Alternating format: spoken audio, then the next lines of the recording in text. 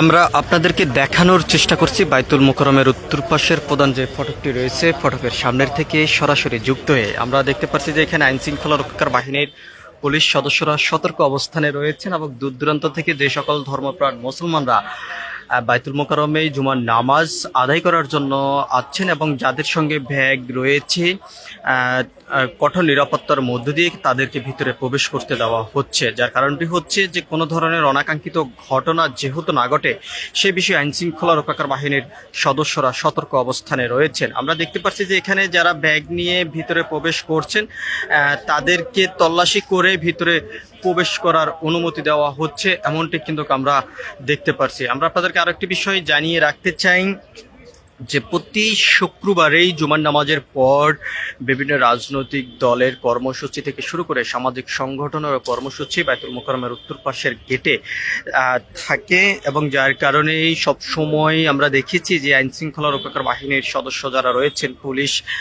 এবং তার পাশাপাশি র্যাব থেকে শুরু করে বিভিন্ন আইন শৃঙ্খলা রক্ষাকার বাহিনীর সদস্যরা উপস্থিত থাকেন। তবে আমরা আজকে একটু ভিন্নভাবে দেখতে পাচ্ছি যে আইন শৃঙ্খলা রক্ষাকার বাহিনীর সদস্য যারা রয়েছেন, যাদেরকে সন্দেহ হচ্ছে এবং সন্দেহভাজন অনুযায়ী কিন্তু অনেককেই তল্লাশি করছেন। ভিতরে যারা প্রবেশ করছেন ব্যাগ নিয়ে, তাদেরকে তল্লাশি করে ভিতরে প্রবেশ করার অনুমতি দেওয়া হচ্ছে। আমরা আপনাদেরকে একটু সরাসরি দেখানোর চেষ্টা করছি বাইতুল মোকাররমের উত্তর পাশের যে প্রধান যে ফটকটি রয়েছে, ফটকের সামনের থেকে যুক্ত হয়ে।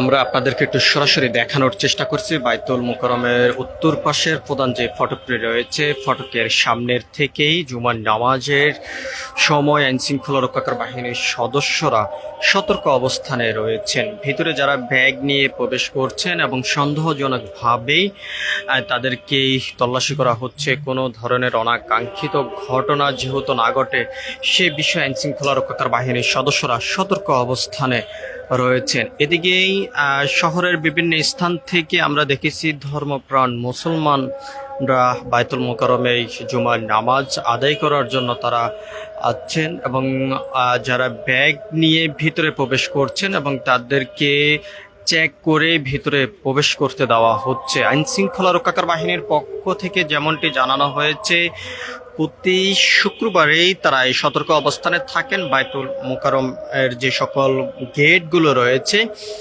সে সকল গেটগুলোতে এবং বাইতুল মোকাররমের আশপাশ এলাকা জুড়েই প্রতি শুক্রবারেই বিভিন্ন কর্মসূচি থাকে এবং কর্মসূচি ঘিরে কোনো ধরনের বানচাল যেহেতু না করতে পারেই, সন্ত্রাসী হামলা যেহেতু না হয় এবং শান্তি শৃঙ্খলা নিয়ন্ত্রণে রাখার জন্য আইন শৃঙ্খলা রক্ষাকার বাহিনীর সদস্যরা এই সতর্ক অবস্থানে থাকেন বাইতুল মোকাররম এলাকা জুড়ে। সব কিছু মিলিয়ে এই ছিল এখনকার মতন আমার কাছে বাইতুল মোকাররম এলাকা থেকে এখনকার মতন সর্বশেষ। পরবর্তী তথ্য পেতে সবাই আমাদের সঙ্গেই থাকুন। ধন্যবাদ সবাইকে।